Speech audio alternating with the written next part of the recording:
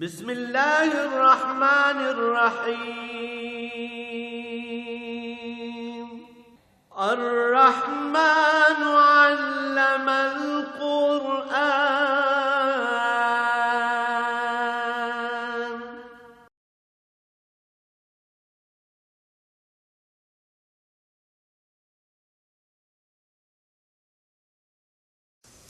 الحمد للہ رب العالمین والصلاة والسلام علی حبیبہ محمد وآلہ وصحبہ اجمعین. اعوذ باللہ من الشیطان الرجیم. بسم اللہ الرحمن الرحیم.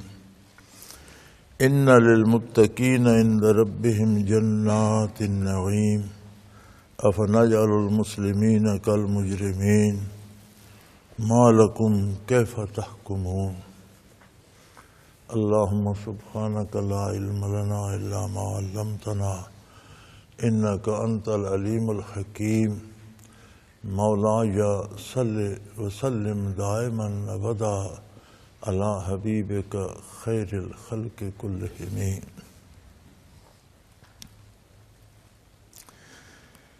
افنجعل المسلمین کالمجرمین. تم کیا سمجھتے ہو کہ فرما بردار اور نافرمانوں کے ساتھ ایک جیسا سلوک ہوگا؟ ما لکم کیف تحکمون. تمہیں کیا ہو گیا ہے؟ تم نے کیا طے کر رکھا ہے؟ کیسا فیصلہ کرتے ہو؟ ایک بندہ اللہ پر ایمان لاتا ہے اور ایمان نام ہی اطاعت کا ہے اور اتباع رسالت پناہی کا ہے، کیونکہ ایمان تو محض ایک دعویٰ ہے. عمل کرے گا، تعمیل ارشاد کرے گا تو ایمان کا اعتماد ہوگا. تو جو لوگ ایمان لا کر اطاعت کرتے ہیں اور جو لوگ ایمان ہی نہیں لاتے، نافرمان ہیں، کیا دونوں کے ساتھ ایک جیسا سلوک ہوگا؟ ما لکم، کیا تم پاگل ہو گئے ہو؟ کیا ہو گیا تمہیں؟ کیف تحکمون، کس طرح یہ طے کر لیا ہے تم نے؟ کیسے سمجھ لیا؟ یہ کیسے ممکن ہے؟ مراد ہے ایسا کبھی نہیں ہو سکتا، ایسا نہیں ہوتا.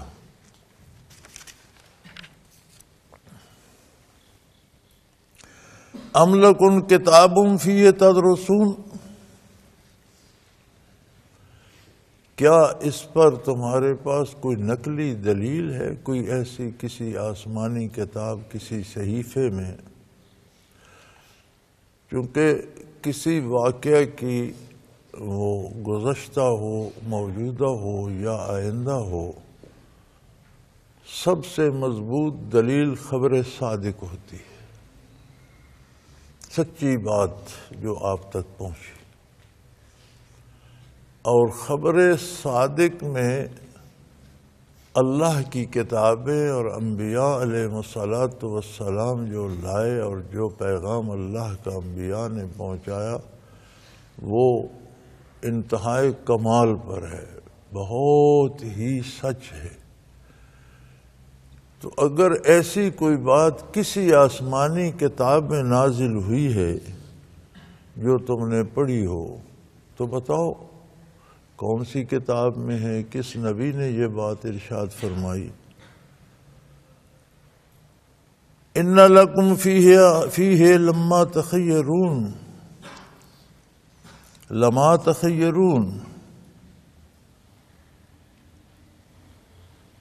یا تم یہ سمجھتے ہو کہ کتاب اللہ جو ہیں وہ تمہاری پسند کے مطابق نازل ہوں گی؟ کتابوں میں وہ لکھا ہوگا جو تم چاہتے ہو. یہ بڑی عجیب اور بڑی سمجھنے کی بات ہے. آج کا ایک سوال ہے اس دور کا، اس عہد کا، اس ملک کا، وطن عزیز کا، پاکستان کا، کہ جب بات ہوتی ہے جی اسلام نافذ کیا جائے تو جو ادارے یا افراد یا حکام نفاذ کی قوت رکھتے ہیں وہ کہتے ہیں کون سا اسلام نافذ کیا جائے. بہت سے فرقے ہیں، کس فرقے کا اسلام نافذ کیا جائے؟ یاد رہے اسلام میں کوئی فرقہ نہیں ہے. نبی علیہ الصلوۃ والسلام نے ایک سیدھا خط کھینچا زمین پر اور فرمایا یہ اللہ کا راستہ ہے. بہت سے خط دونوں طرف نکالے، اس میں سے فرمایا یہ سب باطل ہیں، یہ اللہ کی راہ کو چھوڑ کر جو راہیں بنائی جاتی ہیں وہ ہیں. لہذا اسلام میں کوئی فرقہ نہیں ہے. اسلام نام ہے جو کچھ حضور نے فرمایا یا کیا یا پسند فرمایا اس کا. کیا ہم کوئی اور قرآن بنا سکتے ہیں سوائے اس کے جو حضور کے لبہ مبارک سے ارشاد ہوا؟ کیا ہم کوئی اور حدیث بنا سکتے ہیں سوائے اس کے جو حضور نے ارشاد فرمائی؟ نہیں ہو سکتا. لیکن لوگ معانی میں ہیر پھیر کرتے ہیں، قرآن کے معنی بدلتے ہیں، مفاہیم بدلتے ہیں، حدیث کے مفاہیم بدل کر ایک نیا فرقہ بنا لیتے ہیں. سو اسلام اللہ کے رسول کے ارشادات اور فعل رسول کا نام ہے، اس تفسیر اس تعبیر کا نام ہے جو حضور نے ارشاد فرمائی، صحابہ نے سنی سمجھی، حضور اکرم صلی اللہ علیہ وسلم کے سامنے اس پر عمل کیا اور حضور نے تصدیق فرمائی کہ مراد یہی تھی. اس کے علاوہ کوئی منطق، علم کلام یا صرف و نحو کے زور پر نئے معنی نکالتا ہے تو وہ باطل ہوگا، وہ اسلام نہیں ہے. ہاں، دائرہ اسلام کے اندر ایک بات کے 2-3 پہلو ہیں تو کسی بھی پہلو کو اختیار کر لینا یہ اختلاف نہیں ہے. معنی بدل دینا اختلاف ہے. جیسے حکم ہے تکبیر پر، نماز میں تکبیر پر ہاتھ اٹھائے جائیں کانوں تک. اب احناف تکبیر اولا پہ ایک دفعہ ہاتھ اٹھاتے ہیں، بعض دوسرے ائمہ کے پیروکار اور ائمہ مبارک ہر تکبیر پہ ہاتھ اٹھاتے ہیں.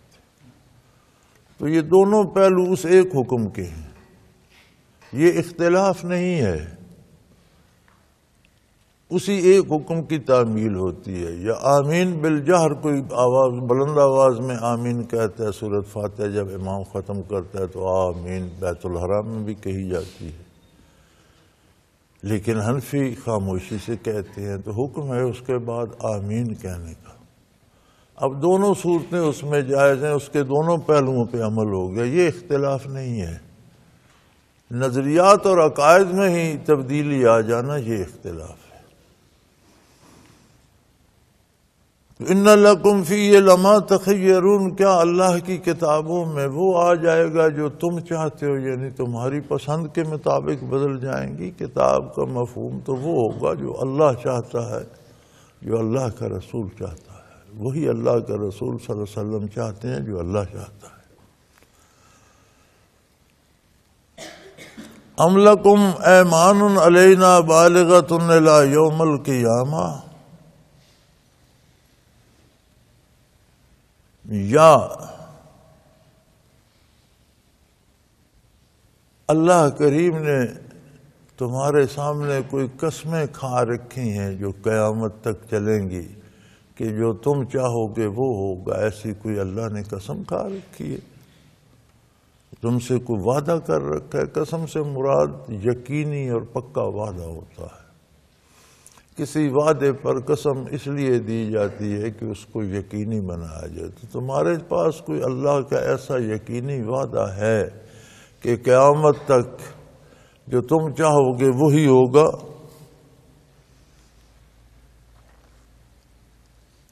سلہم ایہم بذالک زعیم، ان سے پوچھئے اگر کوئی ایسا وعدہ ہے تو اس کا کون ضامن ہے، کس نے تمہیں یہ بات بتائی کس نے یہ عقیدہ تمہیں تعلیم کیا؟ کس نے اس کی ذمہ داری لی کہ اللہ کریم تم سے یہ وعدہ فرماتے ہیں کہ جیسا تم چاہتے ہو ایسا ہوگا؟ نہیں،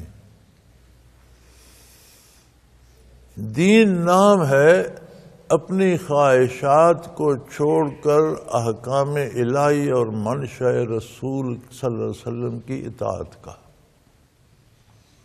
احکام الہی اور ارشادات رسالت پناہی صلی اللہ علیہ وآلہ وسلم کو اپنی خواہشات کے لیے استعمال کرنا اور غلط مفاہیم دینا، یہ ظلم ہے دین کے ساتھ۔ تو ایسا کون ہے؟ یہ ضمانت تو انبیاء ہی دیتے ہیں کہ یہ اللہ کا کلام ہے۔ اس کی ضمانت کون دیتا ہے؟ سوائے نبی کے تو کوئی وہی سنتا نہیں کہ یہ اللہ کا حکم ہے، اللہ کا دین ہے، یہ اللہ کا کلام ہے۔ تو تمہارے پاس کوئی ایسا نبی ہے، کوئی ایسا ضامن ہے؟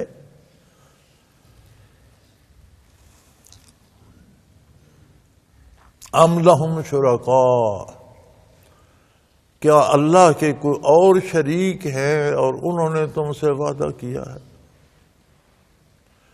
کائنات کو بنانے میں، ارض و سما کی تخلیق میں، حساب کتاب لینے میں، اعمال میں، کردار میں، صالح اور غیر صالح متعین کرنے میں، اس کی جزا دینے میں کوئی اور اس کا شریک ہے؟ فَلْيَأْتُوا بِشُرَكَائِهِمْ إِن كَانُوا صَادِقِينَ، اگر تم سچے ہو کہ ایسا کوئی شریک ہے تو لاؤ، میدان میں لاؤ، پتہ چلے کون ہے وہ جو اللہ کے ساتھ شریک کار ہے، کون ہے جو اس کی تخلیق میں حصے دار ہے، کون ہے جو رزق دینے میں اس کا شریک ہے، کون ہے جو حیات و موت پہ قادر ہے؟ کوئی اس کے علاوہ تو ساری مخلوق ہے، کوئی اس کا حصے دار، کوئی شریک نہیں ہے۔ اور اگر یہ عقیدہ تمہارا سچ ہے تو پھر وہ میدان میں لاؤ، سامنے لاؤ، پتہ چلے اس کی کیا حیثیت ہے۔ یوم یکشف عن ساق ویدعون الی السجود فلا یستطیعون۔ ساق عربی میں پنڈلی کو کہتے ہیں۔ قرآن کریم میں ایسے الفاظ متعدد جگہ آئے ہیں جنہیں متشابہات کہا جاتا ہے، جیسے ید اللہ، انسان کے ہاتھ کو بھی ید کہا گیا، اللہ کے دست قدرت کو بھی ید کہا گیا ہے، اللہ کا ہاتھ۔ لیکن جہاں اس طرح کے متشابہات آتے ہیں وہاں معنی بعید مراد ہوتا ہے۔ معنی لفظ کا معنی قریب وہ ہوتا ہے جو فوری لفظی معنی ہوتا ہے، معنی بعید وہ ہوتا ہے جو اس کا نتیجہ ہوتا ہے۔ تو پنڈلی چونکہ وجود کا ذات کا حصہ ہوتی ہے تو یہاں مفہوم یہ ہوگا کہ قیامت کے دن تجلی ذاتی کا ظہور ہوگا اور کلی طور پر سارا جمال الہی نہیں ہوگا، جتنا رب چاہے گا اتنا، جیسے پنڈلی جسم کا ایک حصہ ہے، سارا جسم نہیں ہے، اسی طرح ذات باری کی ذاتی تجلی کا جتنا وہ ذات بے ہمتا چاہے گی اس کا ظہور ہوگا۔ کھلی آنکھوں مومنین زیارت کر رہے ہوں گے۔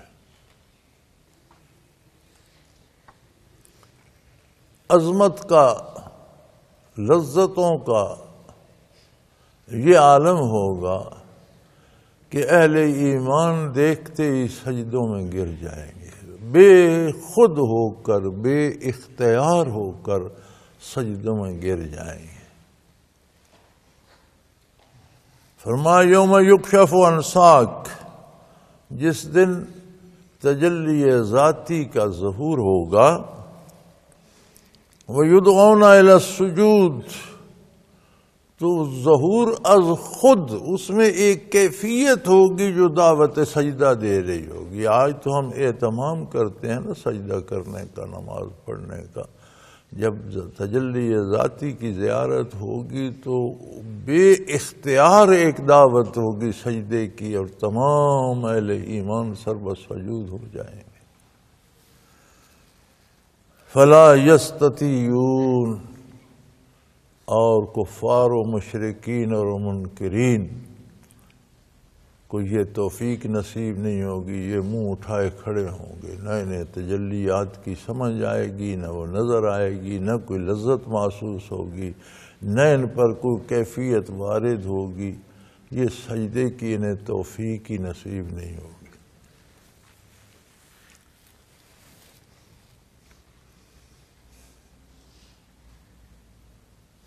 انسان ساری زندگی مختلف لذتیں پانے کے لیے کہیں شہرت کی، کہیں دولت کی، کہیں اچھے کھانوں کی، کہیں اقتدار کی، اس کے کمال کو تلاش کرتے کرتے کرتے کرتے گرتا پڑتا موت کی وادی میں اتر جاتا ہے۔ دنیا کی ساری نعمتیں حاصل بھی ہو جائیں تو بندہ استعمال نہیں کر سکتا، پھر یہ مصیبت ہے۔ طرح طرح کے کھانے میسر ہوتے ہیں، کھا نہیں سکتا، دولت میسر ہوتی ہے لیکن سکون نہیں ہوتا، خریدا نہیں جا سکتا، اقتدار ہوتا ہے بظاہر لیکن مجبوریاں جکڑی ہوئی رکھتی ہیں، بالآخر موت آتی ہے، سارا کھیل ختم کر دیتی ہے۔ یہ ابدی اور دائمی لذت ہوگی جو اپنے اعتبار سے بے مثل و بے مثال ہوگی، اس جیسی لذت نہ کسی نے دیکھی ہوگی نہ سنی ہوگی۔ اس طرح ایک کیف پیدا کر دے گی کہ اہل ایمان دیکھتے جائیں گے نظر بھر کے اور سجدے میں گرتے چلے جائیں گے۔ فرمایا یہ بے وقوف، بے دین، نافرمان منہ کھولے کھڑے ہوں گے، انہیں وہ لذت ہی نصیب نہیں ہوگی، انہیں دیدار ہی نصیب نہیں ہوگا، ان پر وہ کیف ہی نہیں آئے گا کہ وہ سجدے میں گرا دے ان کو۔ خاشعۃ ابصارہم ترہقہم ذلہ، ان کی آنکھیں شرمندہ جھکی جھکی پتھرائی ہوئی ہوں گی، ان کے چہروں پر ذلت چھائی ہوئی ہوگی، نحوستیں برس رہی ہوں گی، پریشانیوں کے ڈیرے ہوں گے، اس لیے کہ وَقَدْ كَانُوا يُدْعَوْنَ إِلَى السُّجُودِ وَهُمْ صَالِمُونَ، دنیا میں جب یہ صحیح سالم تھے، ان کی عقل درست تھی، علم درست تھا، وجود درست تھا، تو انہیں سجود الہی کی دعوت دی جاتی تھی کہ اللہ کی عظمت کو قبول کرو، اللہ کی بارگاہ میں سر بسجود ہو جاؤ۔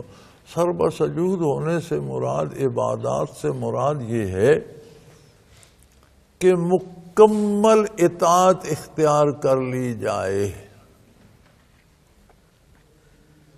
ہم تو سمجھتے ہیں نا نماز ایک رواج ہے، آئے نماز پڑھی، سجدے کیے، باہر گئے، جھوٹ بھی بول لیا، کم تول لیا، رشوت لے لی، یہ نماز سے مخالفت ہے۔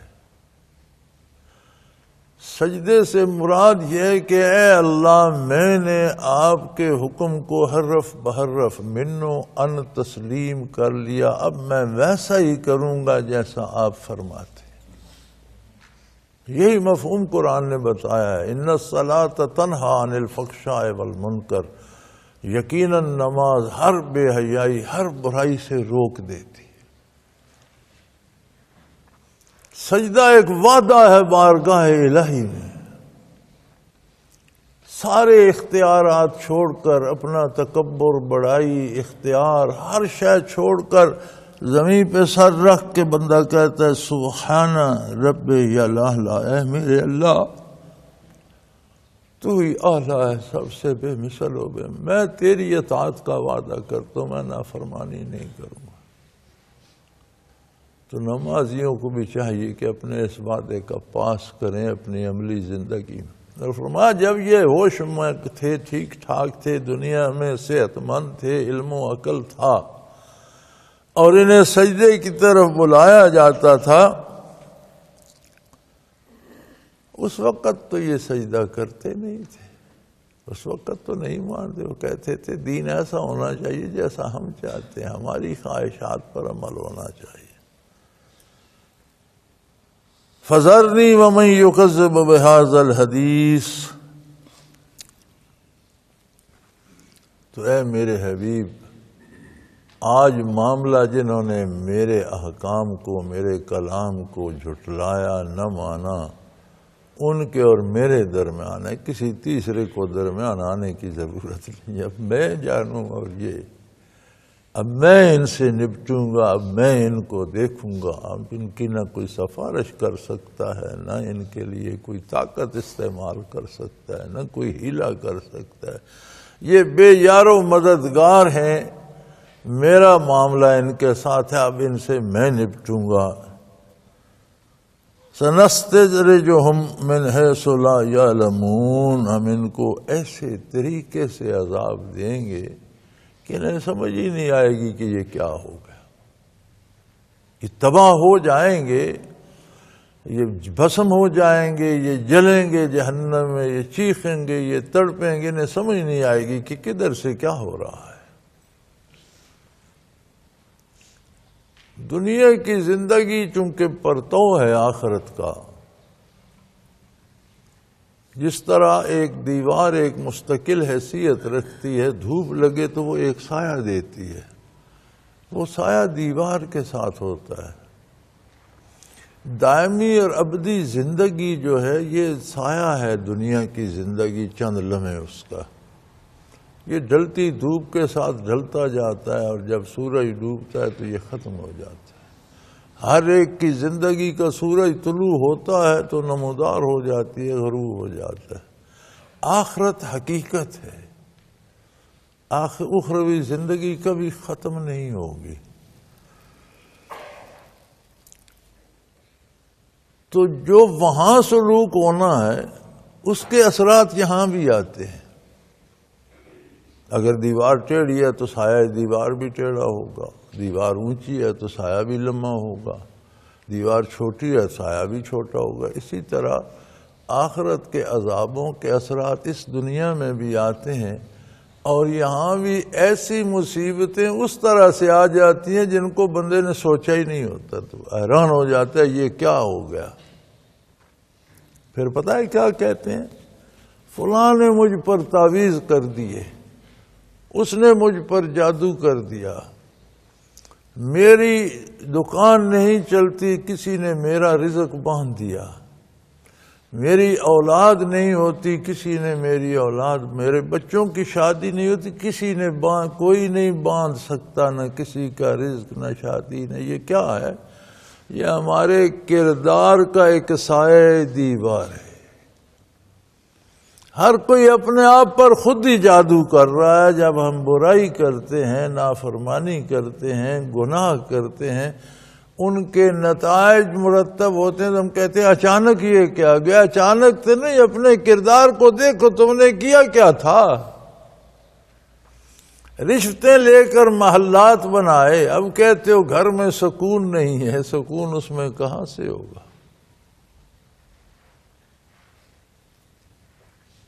یہ بیماری، اس کا تو تصور بھی نہیں تھا۔ بھئی تمہیں تصور کب ہوگا؟ تم تو اندھا دھند گھوڑے کی طرح سٹ پڑ دوڑ رہے تھے خواہشات نفس کی راہ پر۔ جب نتائج آئے تو تمہیں تو یہ پتہ نہیں تھا کہ یہ گھوڑا تو گرا بھی دے گا، سر بھی پھٹے گا۔ اللہ اللہ اللہ، فرمایا اللہ کی گرفت ان پر ایسے آئے گی جس کا انہیں گمان بھی نہیں ہوگا۔ یہ سوچ بھی نہیں سکتے کہ کس طرح، کدھر سے، کون سا عذاب آ جائے گا۔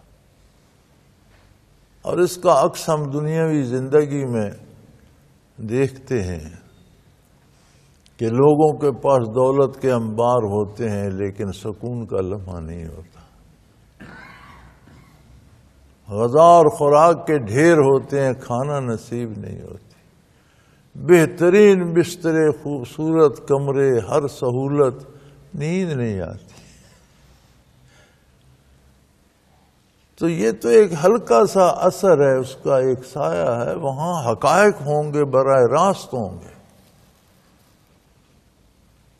وَأُمْلِي لَهُمْ إِنَّ كَيْدِي مَتِينٌ، تھوڑی سی مہلت ہے ان کے پاس، انہیں کر لینے دو، لیکن میری تدبیریں بہت مضبوط ہیں۔ جو اللہ کریم چاہتے ہیں وہی ہوتا ہے۔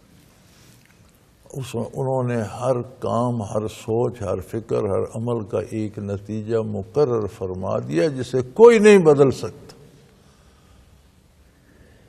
وہ کرو گے تو وہ نتیجہ بھگتو گے، غلطی کرو گے سزا پاؤ گے، نیکی کرو گے جزا پاؤ گے، کوئی ان کے اثرات کو بدل نہیں سکتا۔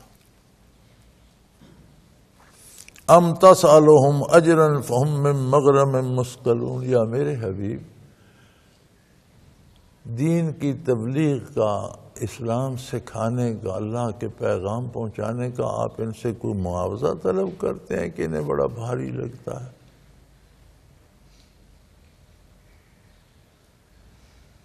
کیا اللہ کا نبی آپ سے، لوگوں سے، کفار و مشرکین سے کوئی اجرت طلب کر رہے ہیں کہ جی بڑے پیسے دے کر کون سیکھے؟ کوئی انہیں مشکل لگتا ہے؟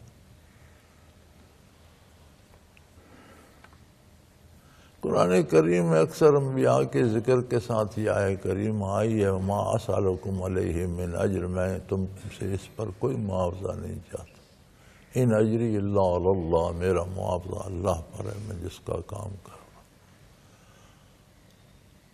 اس کا معنی یہ ہے کہ دین پہنچانے پر اجرت لینا حرام ہے۔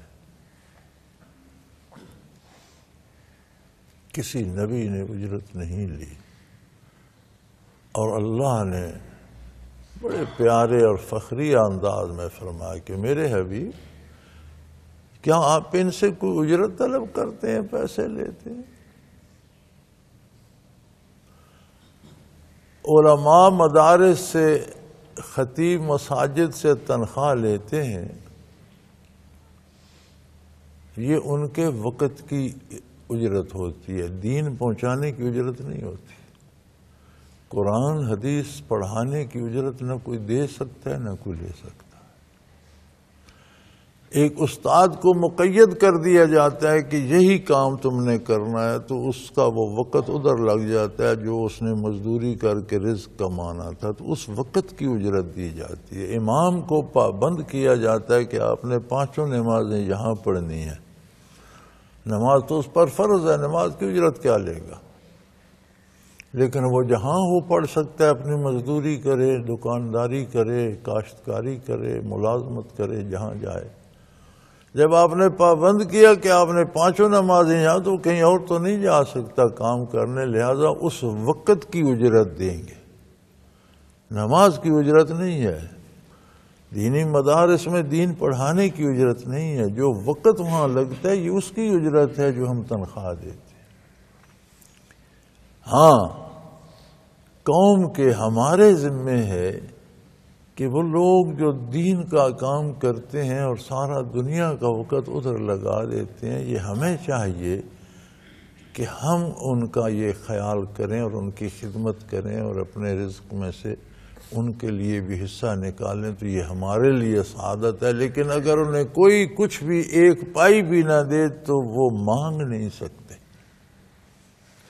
اور یہ جو طے شدہ تقریریں ہوتی ہیں نا کہ 1 لاکھ روپیہ دو گے، آنے جانے کے لیے کار دو گے، ہوائی جہاز کا ٹکٹ بھی دو گے تو میں آ کر تقریر کروں گا، یہ دین بیچنے کے مترادف ہے۔ اور دین فروشوں سے آگے دین پھیلتا نہیں ہے۔ لوگ سر سنتے ہیں، شعر سنتے ہیں، الفاظ کی بندش اور جملے اور فکرے سنتے ہیں اور انجوائے کر کے چلے جاتے ہیں، اصلاح نہیں ہوتی لوگوں۔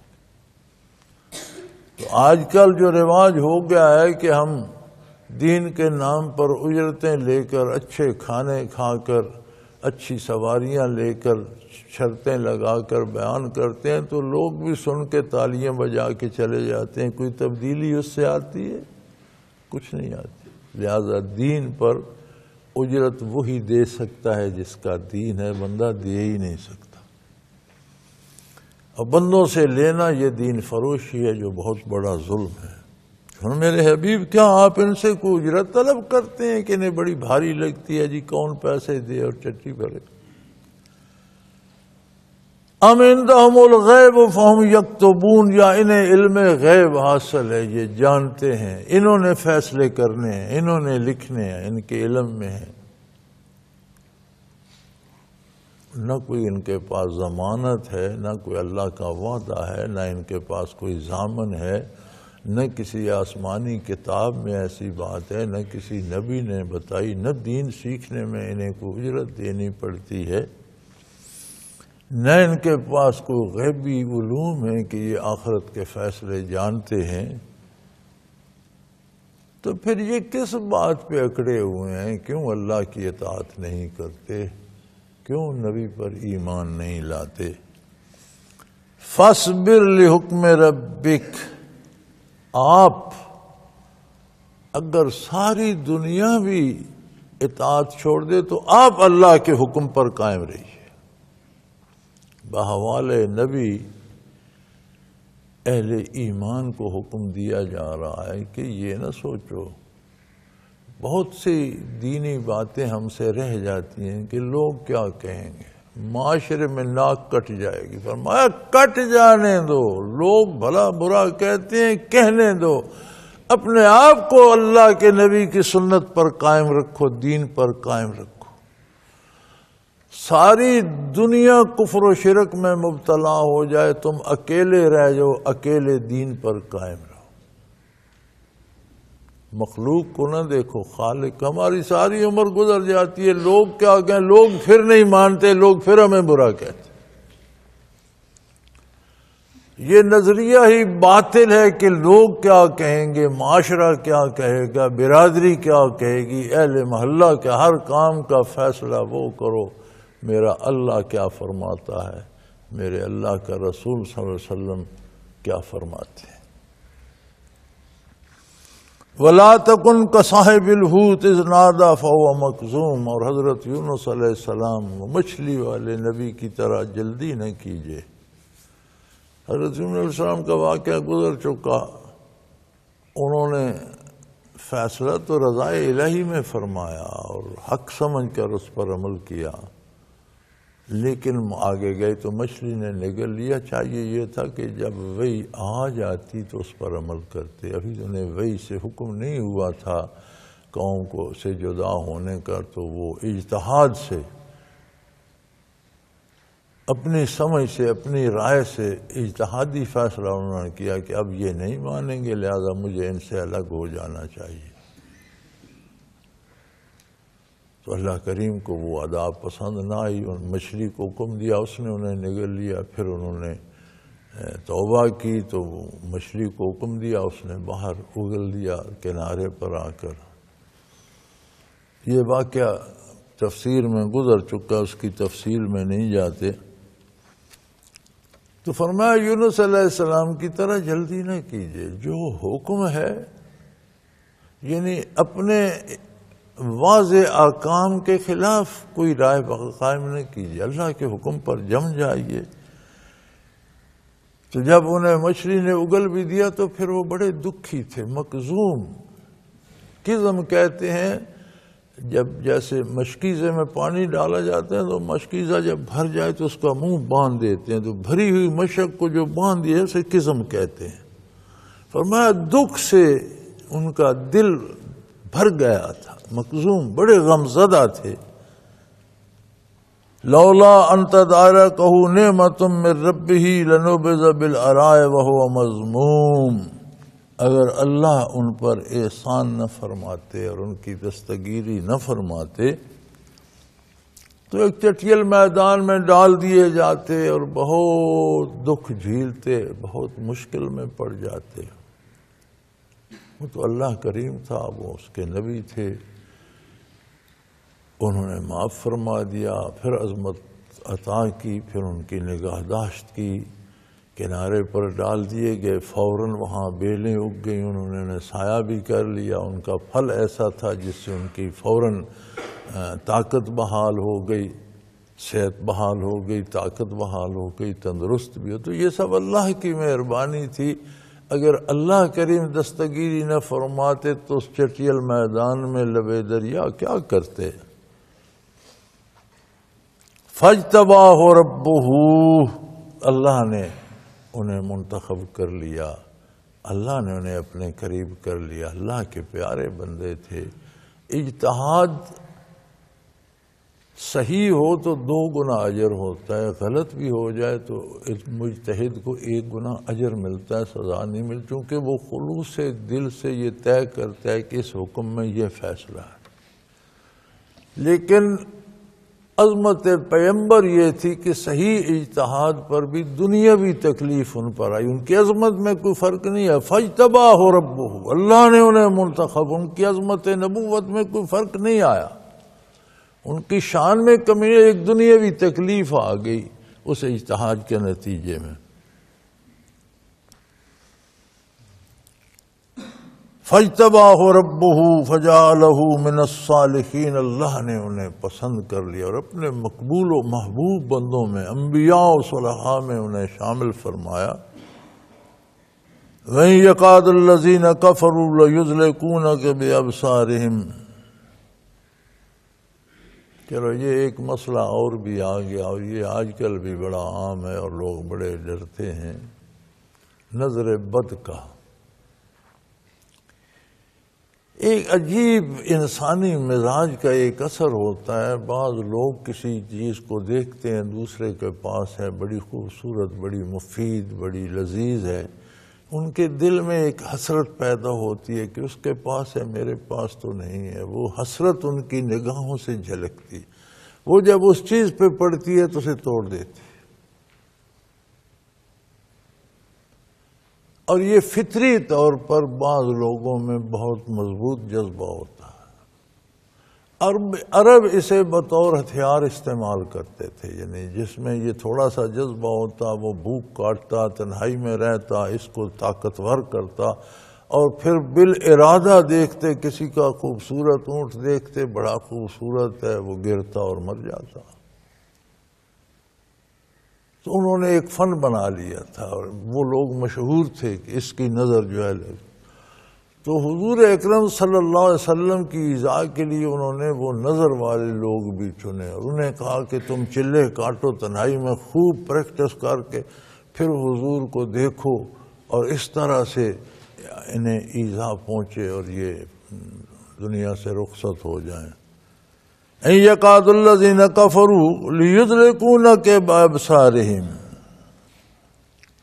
یہ چاہتے ہیں کہ آپ کو اپنی نظر بد لگا کر گرا دیں، تباہ کر دیں، بیمار کر دیں، دنیا سے رخصت کر دیں۔ لما سمعوا الذکر ویقولون انہ لمجنون، اور جب یہ قرآن سنتے ہیں، ذکر الہی سنتے ہیں، تو کہتے ہیں یہ ایسی باتیں ہیں کہ لگتا ہے کوئی پاگل ہی کر رہا ہے۔ یہ بات پہلے بھی گزر چکی، وہ کہتے تھے کہ اتنے سارے معبود ہیں پھر ہمارے کام پورے نہیں ہوئے، یہ کہتے ہیں ایک ہی معبود سارے کام کا، یہ کیسے ہو سکتا ہے؟ پھر اتنی مخلوق، اتنی ریاستیں، اتنی سلطنتیں، اتنی بادشاہتیں، ہر بادشاہت کے اپنے قوانین، اپنے رواج، یہ کہتے ہیں ساری دنیا کا ایک ہی قانون ہو، یہ کیسے؟ یہ تو دیوانہ پن ہے، یہ پاگلوں والی باتیں ہیں۔ لیکن یہ نہیں جانتے وما ہوا الا ذکر للعالمین، یہ قرآن جو ہے یہ تو ایک نصیحت کائنات، 2 جہانوں کے لیے۔ تم دنیا کی بات کرتے ہو، اس کے قوانین پر تو میدان حشر میں بھی عمل ہوگا، یہ عالمین دونوں جہانوں کے لیے ہے، سارے جہانوں کے لیے ہے، روئے زمین کے سارے زمانوں کے لیے ہے، یہ موت کے لیے ہے، یہ قیامت کے لیے ہے، یہ برزخ کے لیے ہے، اس کے قوانین تو ایسے پائیدار ہیں۔ دنیا میں بھی ان پر عمل ہوگا، موت میں بھی انہی کے قاعدوں پہ عمل ہوتا ہے، برزخ میں بھی اسی کے قاعدے اور ضابطے رائج ہیں، میدان حشر میں بھی اور جنت میں بھی اس کے قاعدوں پر عمل ہوگا۔ تم کہتے ہو دنیا میں کیسے ہو سکتا ہے؟ اور پھر لوگوں نے دیکھا، زمانے گواہ ہیں، تاریخ گواہ ہے، روئے زمین پر آج تک اس پر عمل ہو رہا ہے، قیامت تک ہوتا رہے گا۔ جب قرآن سے عمل اٹھ جائے گا قیامت قائم ہو جائے گی۔ موت اسی کے ضابطوں کے مطابق آتی ہے، مرنے والے کے ساتھ وہی سلوک ہوتا ہے جو قرآن نے بیان کیا ہے۔ موت کے بعد برزخ کی زندگی میں وہی ضابطے نافذ ہیں جو قرآن نے بیان کیے ہیں۔ میدان قیامت میں وہی قوانین رائج ہوں گے، انہی پر عمل ہوگا جو قرآن نے بیان کیے ہیں۔ جنت اور دوزخ میں انہی قوانین پر عمل ہو رہا ہوگا۔ بے وقوفو، تم کہتے ہو دنیا میں کیسے ہو سکتا ہے؟ تو یہ آیہ کریمہ نظر بد کا علاج بھی ہے۔ اول آخر درود شریف پڑھ کے تاک مرتبہ یہ آیہ کریمہ یکاد الذین کفروا لیزلقونک بابصارہم لما سمعوا الذکر ویقولون انہ لمجنون وما هو الا ذکر للعالمین۔ 3 دفعہ، 5 دفعہ، 7 دفعہ، 11 دفعہ درود شریف پڑھیں، تاک مرتبہ یہ آیہ کریمہ پڑھیں، آخر میں پھر درود شریف پڑھیں، جس سے نظر بد کا اندیشہ و پھونک ماریں، انشاءاللہ نظر بد ختم ہو جاتی ہے۔ وآخر دعوانا ان الحمدللہ رب العالمین۔ اللہ اللہ اللہ اللہ اللہ اللہ اللہ اللہ۔